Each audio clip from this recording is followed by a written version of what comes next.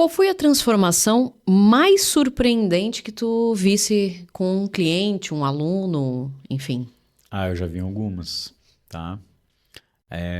Assim, tem vários casos, tá? Vou comentar o primeiro deles e um que eu tô trabalhando aqui agora, inclusive, certo? Quando eu decidi fazer a virada de chave lá atrás, eu postei no meu Instagram que eu ia começar a abrir aulas, assim, de final de semana, tá? Turmas fechadas e consultorias individuais. Dizendo que eu já até, né, já tinha algumas fechadas e tal, não tinha nada, né? Sim. Aí, beleza, Famoso Miguel. Famoso Miguel. Aí, era final de semana, então, na verdade, ia ser sábado e domingo. Aí eu combinei lá com a galera de fazer uma dessas, o Rafael me ajudando, meu parceiro ali, e postamos no Instagram e, cara, era tal data, eu não sabia se ia vender ou não, e fiz, né? Chegou lá, ninguém comprou. E eu tinha a data, né? Eu falei, cara, e agora? Nós vamos fazer, beleza. Na sexta-feira, tipo de manhã, eu recebi uma mensagem: Ô Fernando, tal, eu sou aqui de Gaspar, te sigo no Instagram e eu queria fazer a tua aula aí e tal. Não, vem, a turma tá fechada. Eu falei, cara, como é que eu vou fazer, né? Chamei amigo de cá, amigo de lá, personal daqui, fechamos uma turma de 5 pessoas no final de semana. Aí, pô, passei o final de semana inteiro, dei a aula, foi bem bacana e tal. E aí, um dos rapazes lá, ele, cara, eu gostei, queria fazer agora uma individual contigo. Então, para resumir, fiquei 3 semanas explicando para ele na individual como ele faria para investir o dinheiro dele.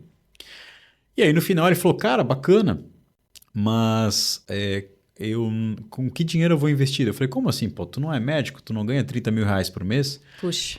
Daí ele falou assim, sim, mas eu gasto uns 35, eu tô no cheque especial aqui. É o que a gente mais vê. Tô lascado. Profissional liberal mesmo são pessoas que ganham muito dinheiro, Exato. mas a maioria não tem nada Não guardado, nada investido rendendo, Exato. né? E eu tenho algumas histórias dessa, tá? Mas esse aí, para resumir, aí naquela época eu só achava que eu tinha que ensinar as pessoas a investir.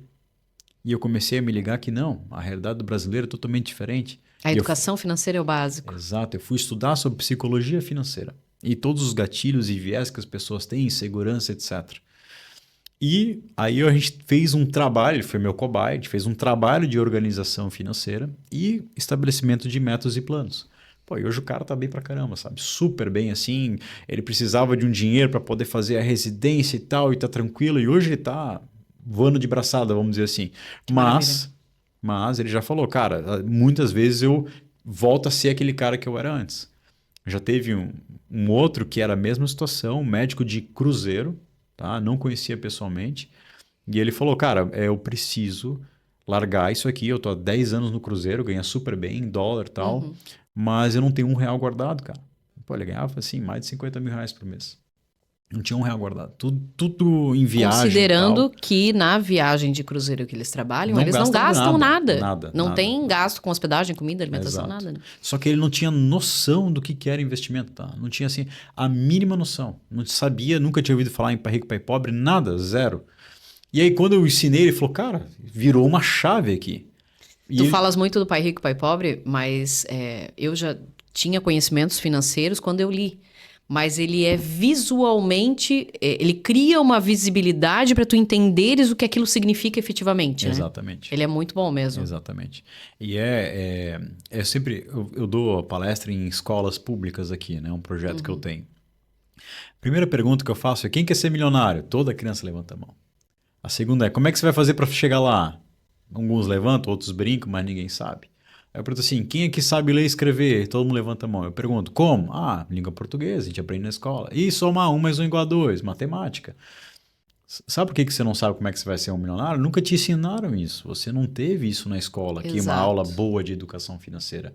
E muito provavelmente, se você não teve, seu pai também não teve, nem o avô, ou seja, ninguém ensinou isso. Em algum momento a gente tem que quebrar isso. Por que nos Estados Unidos 60% da população investe em renda variável e aqui é 2%? Tem mais gente investindo em tigrinho do que na Bolsa de Valores. Isso. Com o dinheiro do Bolsa Família ainda, né? Com o dinheiro do Bolsa Família, porque não é cultural. Não. E se a gente não trabalhar nisso... Não é cultural, na realidade ele não foi educado para isso, porque a cultura é um resultado da educação, né?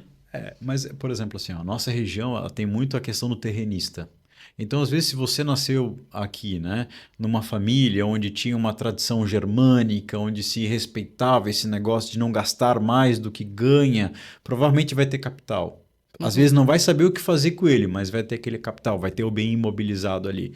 De maneira geral, eu considero que isso faz parte da cultura. Eu tive a oportunidade de jantar com um consultor da Suíça e eu expliquei desse meu projeto. Ele falou assim: cara, você não faz ideia, isso aí não precisa ter na Suíça. Eu falei: por que não? Porque lá, quando a criança nasce, ela já é educada desde cedo que ela precisa ter uma educação financeira para um dia ter dinheiro, para um dia se aposentar. Sabe quantos brasileiros hoje conseguem ser suficientes na aposentadoria? Ah, deve ser um percentual muito pequeno, porque as aposentadorias são muito baixas, né? 1%. O restante depende de caridade, depende de ajuda de parente ou depende de trabalhar. Isso é uma pesquisa feita pelo próprio INSS com mais de 100 milhões de aposentados. Então, assim, tá no Google, é só pesquisar. Talvez o número de aposentados Sim. seja um pouco maior ou um pouco menor, mas é exatamente isso, 1%. E me diz uma coisa, quais são os principais erros que as pessoas cometem quando elas querem começar a investir? Porque a pessoa não tem o conhecimento financeiro, Certo. mas ela quer de alguma forma sair disso, ela quer começar a investir. Quais são os principais erros que eles cometem? Eu acho que o primeiro erro é. Eu entendi a sua pergunta, que é quando começam, né? Mas o primeiro erro, sabe qual que é? É não começar. Não começar. Exato. Porque assim, ó. Ah, eu tenho um medo, não sei, fulano já perdeu dinheiro, eu não sei nada, e a pessoa não começa, e quando ela vai começar, qual é a primeira frase que ela me fala? Cara, eu queria ter começado antes. É o caso da minha geração, né?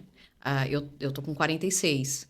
A minha geração é uma geração que não teve nem ideia disso. A gente estava lá na década de 80 trocando terreno por muro, né? Exato. Então, Passaram assim, pelo confisco. aí passou pelo confisco, daí veio a década de 90, o Plano Real, aí começou a dar aquela melhoradinha, mas ninguém tinha ideia do que era Bolsa de Valores, Certo. né? Tem poucas pessoas da minha geração que eu conheço que investiram. Sim. E é muito difícil começar, porque a pessoa já está na corrida dos ratos, Exato. né? Já está casado, com filho, com despesa, com casa, com escola particular, enfim, né? Então, de novo, né? Qual é o erro para não sair, para sair disso? Aí o segundo erro que eu vou te falar é tratar algo com uma complexidade que não existe. Por quê? Eu vou te explicar. Da mesma forma que lá atrás eu ensinava as pessoas só a investir, não ensinava gestão e planejamento, eu mudei muito meu foco para a parte na consultoria, quando eu aprendi mesmo a lidar com as pessoas e a real necessidade delas, a não indicar mais renda variável para quem não tem perfil. Porque lá atrás eu achava que todo mundo tinha que ser Barsi. Quem é Barsi? O maior investidor pessoa física do Sim, Brasil, né? Para quem não conhece aí, ganha mais de R$ 1 milhão por dia de dividendos. Só que ele é um sui generis.